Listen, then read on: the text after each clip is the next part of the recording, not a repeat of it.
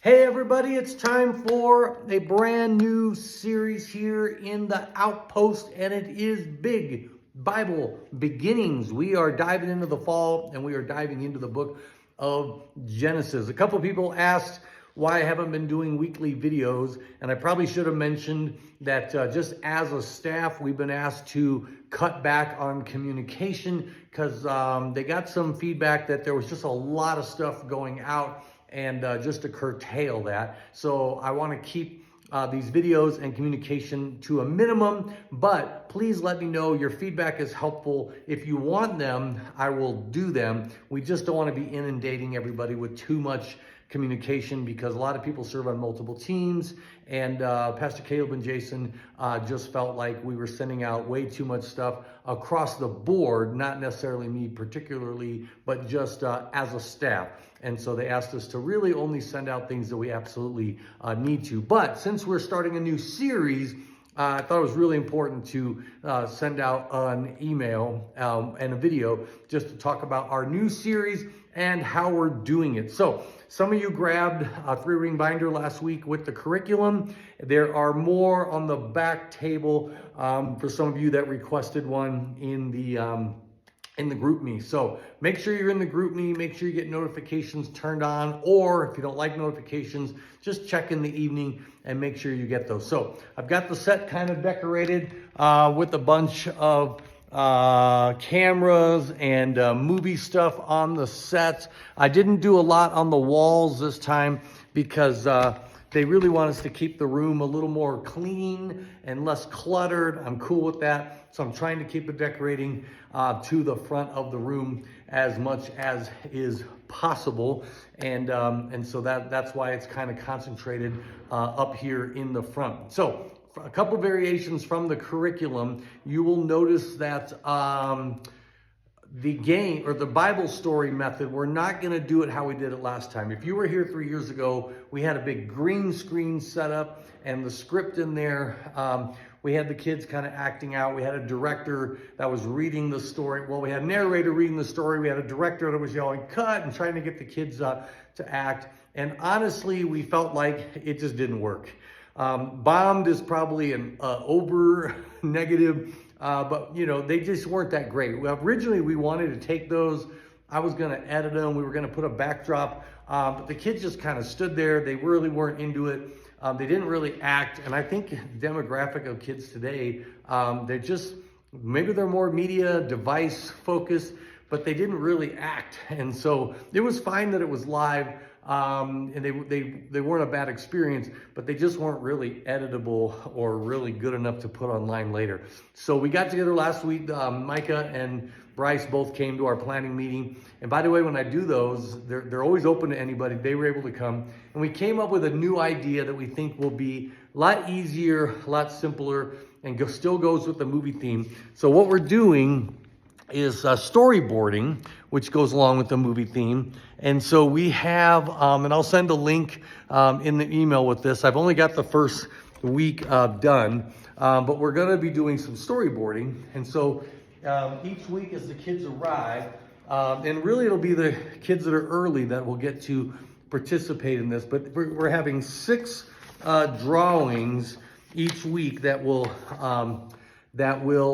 point out the Bible story. And anyone that wants to tell the Bible story, we'll do a sign up again. And I'd love to have someone other than me tell the Bible story. Bryce and Micah are doing it this Sunday. And so I've got some sample drawings here. Not going to use these unless I absolutely have to. I just generated all these with AI as a sample, but we want the kids to draw. So on the table, we have cardstock and we have markers, all right? And then for each table only has 2 of them. So the table over here has drawing number 1 and 2. This one has drawings 3 and 4. And this one over here has drawings 5 and 6. And then the description is on these. You can tell which drawings we're doing. These are 2-sided by the illustrations on the table. So as kids come early, they take the cardstock, they take the markers, and a leader can help them read the description. If you feel like we should cut these and only let them have the 2 for that table, let Micah and maybe some of the service leads, if you decide. I just have printed them all out just in case they want to do it. And then for the story time, then what we're going to do, let me walk up here with my camera again, is we're going to take just one of each illustration, the one that we decide that is the best, and we're going to take them to a canvas so that it's nice and framed, and have the kids put their name on the back, and then we're going to use the best one in the Bible story. And so this Bible storyteller will have those 6 kids line up in the front, and they're going to tell the Bible story. Now, there's not a script for the Bible story because they're simple Bible stories, all right? They're creation, they are the fall of man, they're Cain and Abel, all right? They're very simple stories. And so whoever tells it ought to be able to read that story, internalize it, know that story. There is a script in the curriculum, but it's from the other way of telling it, but you're welcome to read that. But just know the story so that as you tell the Bible story, you're going to go through those 6 storyboards, explain it, talk about it, have the kids interact, ask them questions, get them dialoguing about it. And really that Bible story is 5 to 8 minutes of just interactive with the kids. You're kind of pitching the story, or maybe not really pitching it, but you're telling the story with the storyboards, and it's kind of a fun way to tell the Bible story. You don't have to get into teaching the application of the story. You're literally just telling the story. Now remember, these are familiar stories to us, but not all these kids know the stories. We have new Christians, we have unchurched families, we have guests, so don't assume they know the story.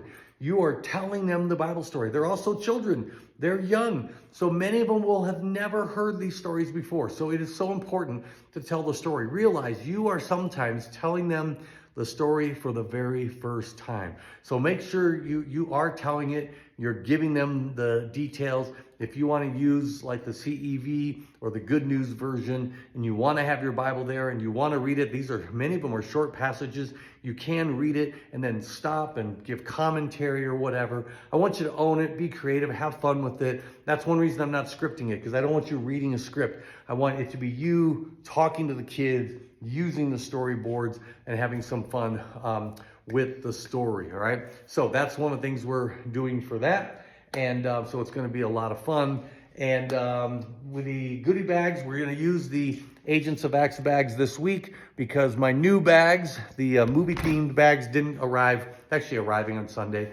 And so they'll arrive at my house at Sunday. And so by next week, we'll have some new story bags. We have new toilet paper coming in. Now, as far as the outfits, movie themes are kind of hard to know how to dress for. So unlike the spy one or the zoo one. So I would say just go with our Outpost theme. If you want to wear t-shirts that are favorite movies, whether it's, Incredibles or, you have a favorite kids movie, Lego movie, but don't feel like you have to spend any money on t-shirts or whatever. We'll just go with Outpost and our movie theme, and that'll be a lot of fun. We have the take-home papers are already printed. If you have any questions, let me know. I want to keep this short, so just text me anything that I'm forgetting. Oh, the game. The game is, I have drawing slips up here, and this is important to understand because there's drawing slips, but the kids are not drawing because the answer is on the drawing slip. So we're going to have two teams, and you can, 2 sides, and so the kids can line up. We'll have a point board. The leader's going to draw, all right? And it's named that movie, and I just grabbed one at random. You're going to read the hint. The hint is the bottom line. The top is the answer, right? So this one's The Princess Bride. They may not know that one, right? And so not yet a queen who's getting married, all right? So that might be tough. If they don't know it, it goes to the other team. If they don't know it, then you can draw another one, all right? Let's try another one here. The good looking and the not so good looking, all right? Any ideas? That's Beauty and the Beast, all right? Here's the next one. A house goes up for a balloon ride, all right? Oh, I shouldn't say up because I gave it away. A house goes for a balloon ride, all right? So if they figure out what it is, they can get 1,000,000 points or whatever the service lead decides on the points. If they don't get it, it goes to the other team. And we can use a timer if you want, really, I think that you just give them a couple of seconds to see if they can figure it out.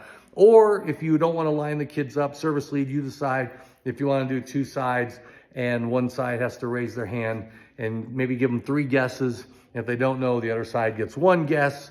And if they get it, they get the steal for half the points. However you want to do it, but that's what it is. There's a whole bunch of movies here with a disguised name. Here, we'll do one more just for fun.